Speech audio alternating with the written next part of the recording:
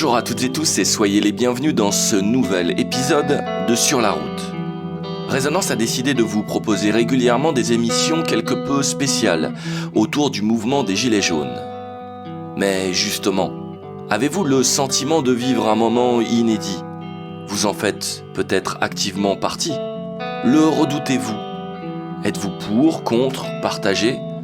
Avez-vous le sentiment que la comédie a assez duré ou pensez-vous qu'au contraire, ça ne fait que commencer ?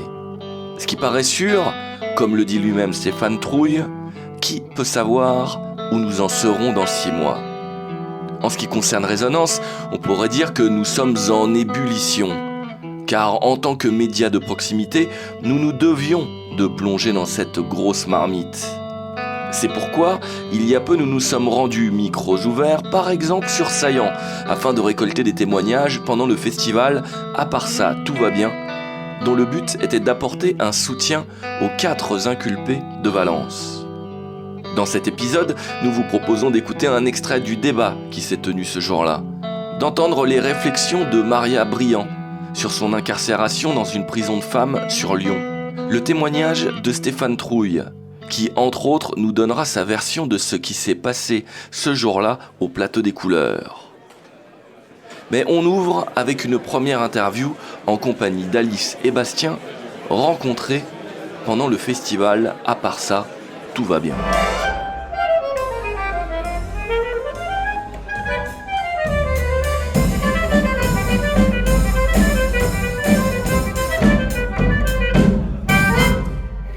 Moi je m'appelle Alice, j'ai 27 ans, je suis infirmière et on vient de s'installer vers Saillant. Moi je suis le compagnon d'Alice, je m'appelle Bastien, j'ai 32 ans et voilà. Où est-ce qu'on se trouve là ? Là on se trouve dans l'arrière-salle de l'Oignon, le bar associatif de Saillant. En fait on est venu écouter une rediffusion d'une émission de France Inter qui a parlé d'un sujet d'actualité, le flashball plus exactement. Et du coup vous êtes arrivé récemment à Saillant, si j'ai bien compris. Vous veniez d'où alors avant ? On a un peu voyagé, mais à la base moi je suis bretonne et lui il est du Nord. D'accord. Mais alors du coup, vous êtes à Saillant, mais pourquoi vous êtes venu à ce festival plutôt que regarder le match de football à la télé ? Ah déjà on n'a pas la télé, et parce qu'il y avait un événement à côté, que c'est l'hiver, qu'il n'y en a pas beaucoup et qu'on connaît pas encore grand monde, et puis que le sujet nous parle aussi un petit peu. Et du coup les 4 interpellés, inculpés de Valence, vous aviez entendu parler ou bien ? On en a entendu parler cette semaine, et donc c'est aussi par curiosité. À la base on n'est pas tellement dans le mouvement, mais bon, maintenant que ça prend de l'ampleur, on commence à s'y intéresser, puis c'est un peu par curiosité qu'on est venu... Il y a des articles qui tournent sur justement des procès faits très rapidement sur les Gilets jaunes. Après, dans le coin particulièrement, je ne savais pas, mais sur le mouvement, ouais, si, j'étais beaucoup. C'est quoi un peu votre point de vue justement sur ce qui se passe en ce moment ? Est-ce que vous avez un niveau d'information suffisant ? Vous vous informez sur quelle chaîne, créneau ? Vous n'avez pas la télé, mais alors du coup la radio, comment ça se passe ? C'est quoi votre niveau d'information ? Moi, c'est sur mon moteur de recherche Lilo. Il y a tout un fil d'actualité, entre autres Monsieur Mondialisation, Relève la peste, etc. Il y a beaucoup de choses qui sortent, mais je pense qu'on est quand même peu renseignés. J'ai eu mon cousin au téléphone cette semaine qui est bordelais et qui me parlait de Bordeaux, et là-bas, il me paraît que c'est vraiment le bordel tous les week-ends, ça casse des vitrines. Et c'est vrai que j'en étais jamais au courant, j'ai pas vu ça. D'accord. Moi, je passe beaucoup de temps dans ma voiture pour le boulot et j'écoute énormément France Inter, donc c'est ma principale source d'information. Ouais. Et c'est quoi votre ressenti du coup sur ce qui se passe ces derniers temps ? Ça fait un peu flipper ce qui se passe. C'est l'impression que l'État est de plus en plus autoritaire et comme je disais, au début on se sentait pas tellement concerné par la cause des Gilets jaunes et puis de plus en plus on voit ce qui se passe et on se dit merde. Ouais, c'est injuste. C'est injuste, ouais. Non mais il y a une certaine forme d'injustice, non mais clairement, mais surtout le fait que en c'est même pas quelques histoires de mois, c'est une histoire de semaines, ils ont bâclé, je sais pas s'ils ont bâclé, mais ils ont fait des procès très rapidement, alors que là ce qu'on vient d'entendre ça a pris 7 ans pour mettre devant la barre des policiers, et c'est un peu la croix et la bannière la justice en France et on le sait, et là en quelques semaines il y a des gens qui se sont retrouvés en prison, il y en a qui ont fait des trucs ou pas, on sait pas, mais en tout cas ça paraît peu. Ouais, sans vouloir tout mettre sur le dos des flics, je pense que c'est pas tout noir, tout blanc, mais en tout cas, On n'a pas l'impression on n'a pas l'impression que la population soit soutenue, quoi.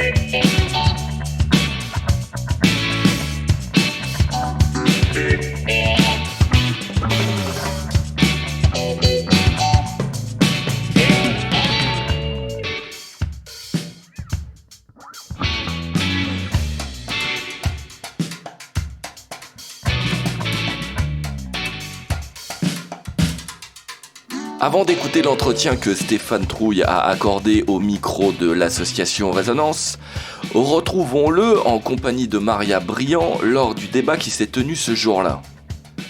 Il propose au public d'écouter un extrait d'un flash radio provenant de France Bleu, pour mieux le décortiquer par la suite. Entre Gilets jaunes à Valence, de 3 mois à 1 an ferme, ces 4 manifestants ont été reconnus coupables hier de violence sur le patron de la police drômoise. C'était le 8 décembre au plateau des couleurs. Diane Sprimont, le tribunal a suivi le procureur qui a voulu taper fort. Oui, pour le procureur, c'est clair. Les 4 manifestants ont, je cite, bouffé du flic et sont repartis très heureux de leurs actes. Il s'est d'ailleurs tourné vers l'un des 2 policiers en lui disant « C'est une chance que vous soyez là aujourd'hui. Ça aurait pu être catastrophique. Le patron des policiers de la Drôme a précisé que lui n'avait jamais vu une telle violence en 28 ans de carrière. Les 3 hommes reconnaissent leurs actes, les 2 plus jeunes d'ailleurs s'excusent.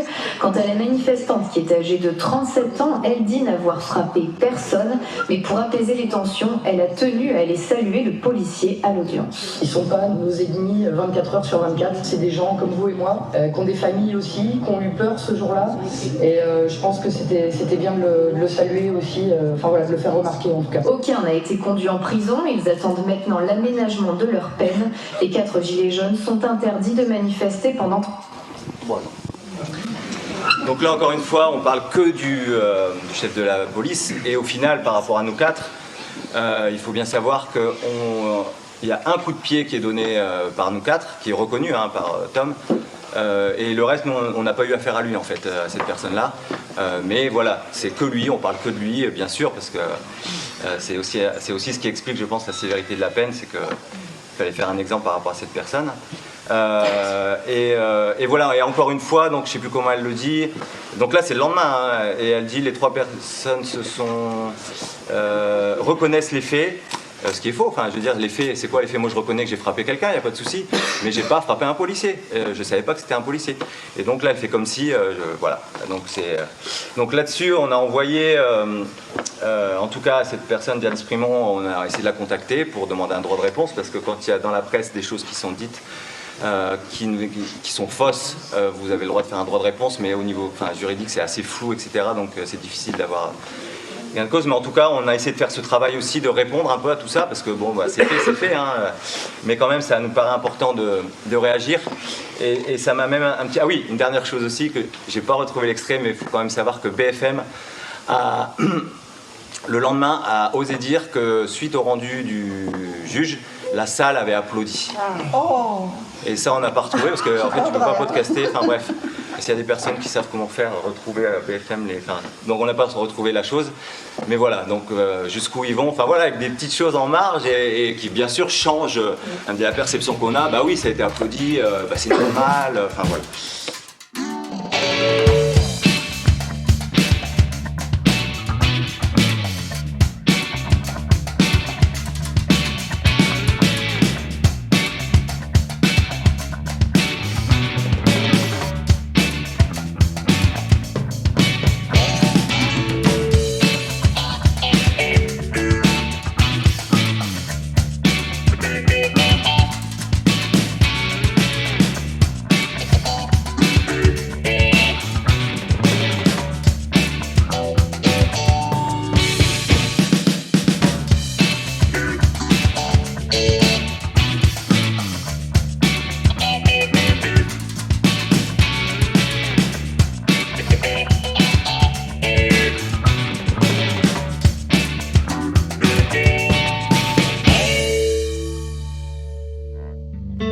Sur la route, une série de portraits radiophoniques proposés par l'association Résonance. Pour connaître son actualité, écouter d'autres portraits, rendez-vous sur le www.facebook.com/association Résonance, REZONANCE. Retour à l'entretien. Est-ce que tu veux bien te présenter, s'il te plaît ? Stéphane, habitant de Saillant, récemment condamné lourdement suite à une manifestation dans le cadre du mouvement des Gilets jaunes. Alors déjà, est-ce que tu peux nous expliquer ce qui s'est passé, toi, comment tu l'as vécu le truc, vu que tu l'as bien vécu le truc ? En gros, ce qui s'est passé, c'est que donc, je me suis rendu à une manifestation Gilets jaunes à Valence au Plateau des Couleurs avec d'autres, et voilà, on a fait de l'information, on a parlé avec plein de gens, on a bloqué certaines entrées. Pendant une matinée, super. Et puis la police a décidé à midi qu'on devait partir. Ce qu'on n'a pas accepté dans un premier temps. Et puis après, on a décidé de partir. Puis c'est sur le chemin du retour, en allant aux voitures, où on était tous là, on était une bonne centaine, où y a une agression qui se passe là sur le parking et où moi et d'autres, on intervient pour pas laisser des gilets jaunes se faire frapper. Et là, dans l'eau, le fait est qu'il y a des policiers en fait, qui sont en train de malmener des gilets jaunes. Ouais, c'est ça, c'est-à-dire que c'est une grosse interrogation. Deux policiers, deux personnes qui s'avèrent être au final des policiers en civil, interviennent pour une raison obscure qui n'est pas claire, qui n'est à ce jour pas bien déterminée. En tout cas, ils ont eu des propos, des déclarations qui ont été contradictoires sur ça. Et des gens qui réagissent. Et puis ouais, c'est incroyable parce que je suis parti le matin et je suis revenu 13 jours après à la maison. Et vraiment, je suis parti, j'ai l'habitude d'aller sur différentes manifestations où quelquefois je sais que ça va être tendu ou tout ça, mais ce matin-là, je suis parti la fleur au fusil, je crois qu'on dit, tranquillement. Je rentrais l'après-midi à la maison, le soir on avait des copains qui venaient passer un week-end. Voilà, et en 30 secondes, ça a basculé et pour finir par se retrouver en prison et puis d'avoir un procès et puis d'avoir aussi tout ce qui s'est passé au niveau médiatique. Enfin, ça a été quand même quelque chose, même si j'ai l'habitude un petit peu, je traîne un peu dans les médias, tout ça. Mais là, ça a été quand même waouh pour moi et pour aussi les gens qui sont autour de moi. Parce que ça, c'est important de le dire aussi, c'est que non seulement il y a des gens qui sont touchés, mais aussi tous ceux qui sont autour, les enfants, les parents, la famille, par rapport à ce qui se dit aussi, ce qui se véhicule sur les médias mainstream. Faut être prêt, faut être accroché, parce qu'il s'est dit quand même des choses qui sont dures, quand on parle de casseurs de flics, de bouffeurs de flics, suite à une dépêche de l'AFP qui va que dans un sens, enfin bref. Voilà, et pour aboutir ce week-end à ce festival, donc en parallèle à tout ça, il y a aussi un énorme élan de solidarité et de gens qui se sont bougés, qui s'investissent, qui témoignent, qui réconfortent, qui amènent leur petite pierre à l'édifice d'une manière ou d'une autre et qui font que là, on est en train de passer 3 jours où l'idée c'est à la fois de récupérer des sous, mais c'est aussi de faire la fête, mais c'est aussi et surtout de créer un espace, des moments où on puisse échanger, parler sur la situation actuelle, sur ce qu'on vit, sur les mondes dont on a envie, sur notre manière de lutter, sur les évolutions là, de l'État, de la justice, ce qui se passe. Et à partir de notre expérience aussi, de pouvoir parler de ça, notre expérience de garde à vue, de prison, et tout ça pour que ça serve toujours dans cette idée de qu'on se forme tous ensemble et qu'on soit prêt à ça, parce que je pense qu'il y a une escalade, mais je pense qu'on est loin d'avoir fini, et donc c'est bien qu'on se prépare. Moi, je voulais vous parler un petit peu des conditions de détention en tant que femme, puisque j'ai appris à l'occasion de notre mise en détention provisoire l'expression choc carcéral. Maria Briand. Voilà, donc c'est une expression consacrée dont j'ignorais l'existence. Alors, par contre, je l'ai vécu, ça, il n'y a pas de souci. Bon, j'imagine que les garçons aussi. Par contre, les garçons ont eu la chance, comme ils étaient des garçons, d'être tous les 3 déférés à la prison de Valence. Et comme il n'y a pas de prison pour femmes à Valence, moi, j'ai été envoyée donc à Lyon-Corba, donc une prison relativement récente, hyper moderne, très automatisée. Donc, qui dit automatisé dit moins de personnel. Donc, du coup, j'ai profité de l'occasion, entre guillemets, pour me livrer à une petite étude sociologique. Voilà, puisqu'on m'a mis en prison, autant voir le verre à moitié plein et puis apprendre un maximum sur ce qui vous arrive, autant que ça soit utile et puis que voilà, on puisse faire part de son expérience en sortant. Donc, je peux pas parler pour ce qui est des hommes, mais en tout cas, en tant que femme, j'ai découvert que en prison, plus de 50%, je dirais presque 60% de la population carcérale féminine était issue soit des départements d'outre-mer, d'Europe de l'Est, du Maghreb. Et donc du coup, la population carcérale féminine n'est pas du tout représentative de la population française féminine. J'imagine que vous n'êtes pas vraiment surpris, mais là, quand vous le vivez, c'est quand même assez choquant. J'ai entendu plusieurs fois aussi de la part de mon avocat, de la part du personnel pénitentiaire que j'arrivais et que j'avais pas le profil de quelqu'un qu'on mettait habituellement en détention. Donc ce qui veut dire qu'il y a un profil. Vous avez plus de chances d'aller en prison si vous êtes issu de l'immigration, si vous habitez dans un quartier populaire, que si vous êtes une petite boulangère du Diois sortie du fin fond de votre vallée. Et puis, quand même, on va rebondir sur des choses assez positives. C'est-à-dire qu'il y a vraiment une grande solidarité. Donc on m'a demandé si c'était le cas chez les hommes, donc j'en profiterai pour poser la question à Stéphane après. Mais en tout cas, il y a beaucoup de solidarité entre les femmes en prison. Donc tout le monde s'appelle Bichette, Poulette, ma chérie.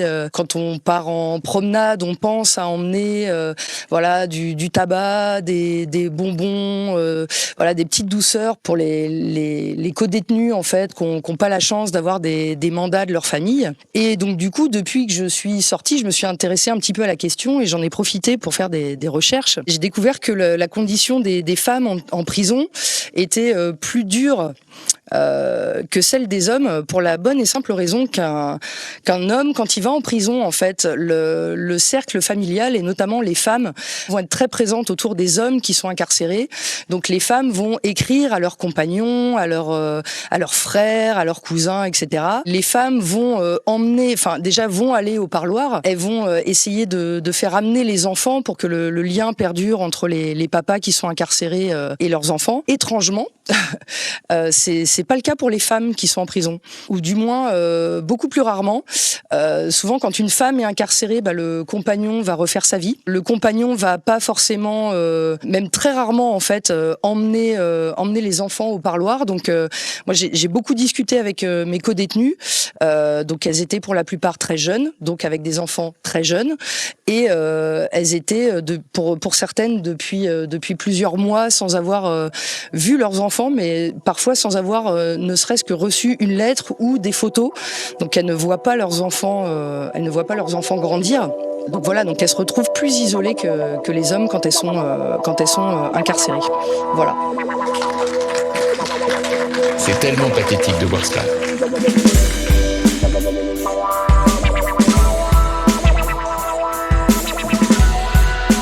Mais des revendications d'une poignée de personnes tellement déconnectées de la réalité, Nous ne pouvons pas accepter que des gens qui n'ont rien dans le cerveau viennent sur la place de la République donner des leçons à la démocratie française. C'est quoi ta réflexion sur ce retour de bâton là ?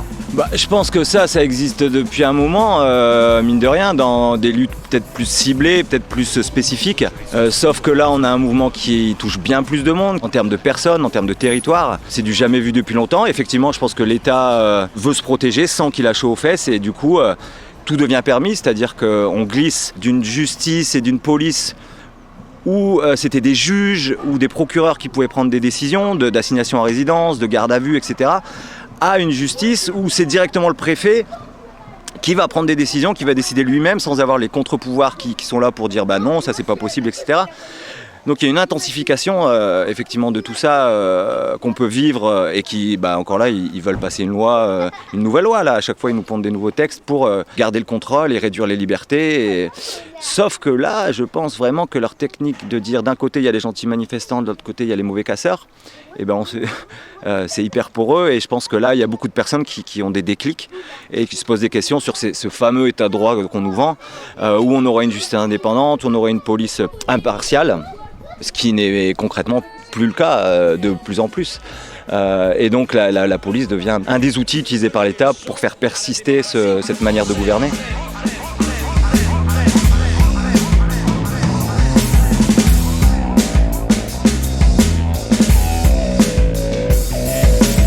Pour beaucoup d'entre eux, je les sens surtout avoir besoin d'un accompagnement pour vraiment comprendre que la solution c'est de trouver un travail tellement loin de la réalité du terrain,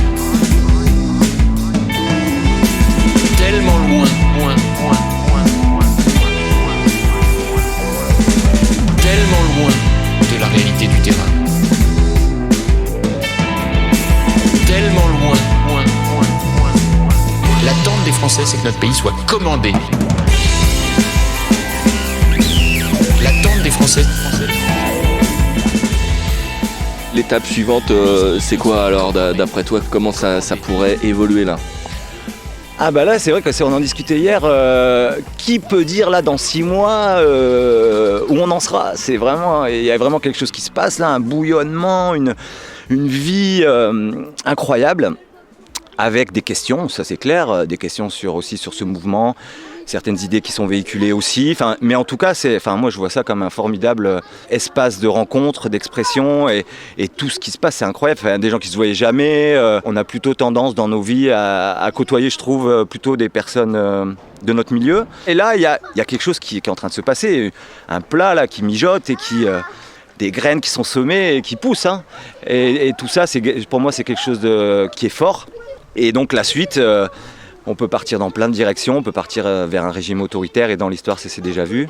Mais je pense qu'en tout cas, on est plutôt en train d'aller vers des gens qui reprennent leur vie en main et qui s'intéressent à la politique dans le beau côté de la politique. La politique, ce que c'est, s'organiser collectivement dans une vie en société, et qui remettent en cause beaucoup de dogmes ou de représentations qu'on nous a un petit peu mis année après année par différents moyens, l'école, la télé, etc.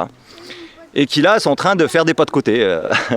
Et ça, je crois beaucoup en ça. Moi, mon activité, c'est ça, c'est essayer de faire des pas de côté, essayer à ce qu'on ait un autre regard, qu'on arrive à sortir un petit peu des lieux communs ou des choses qu'on nous martèle, et de se faire sa propre idée en tout cas, et d'essayer d'avancer là-dedans. Et c'est tout, par exemple ici, avec l'info-kiosque, avec les tables rondes qu'on organise, l'idée c'est pas d'amener quelque chose, une parole qui serait sacré, non, c'est d'amener du questionnement en tout cas. Il y a vraiment, et je pense que il y a beaucoup de gens qui se questionnent, et ça c'est top.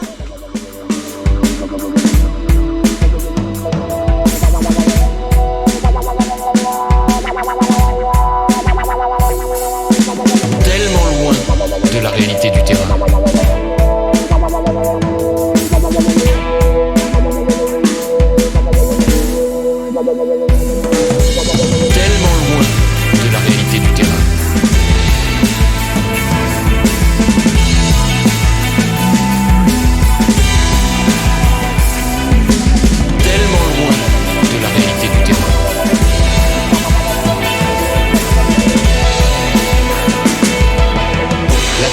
C'est que notre pays soit commandé.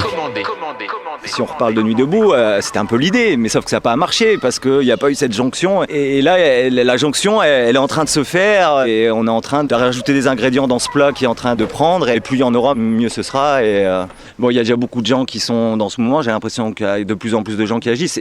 Et pour agir, il y a plein de manières, parce que c'est vrai qu'il y a les ronds-points, mais il n'y a pas que ça. Il y a plein d'autres choses, parce que c'est pas évident d'aller sur un rond-point. Enfin, il y a plein aussi de gens qui organisent des choses à droite à gauche, qui sont dans différentes luttes, et je pense qu'effectivement le nombre va faire aussi, c'est un élément important là, si on a envie de faire avancer ça, et en face de nous on a quand même un gouvernement et un État qui est fort et qui est en train de se protéger. À un moment, je pense que le nombre c'est aussi un argument et quelque chose qui va faire qu'on va pouvoir envisager autre chose et basculer. Encore une fois, il y a plein de manières enfin, je le vois là, par exemple, dans ce festival.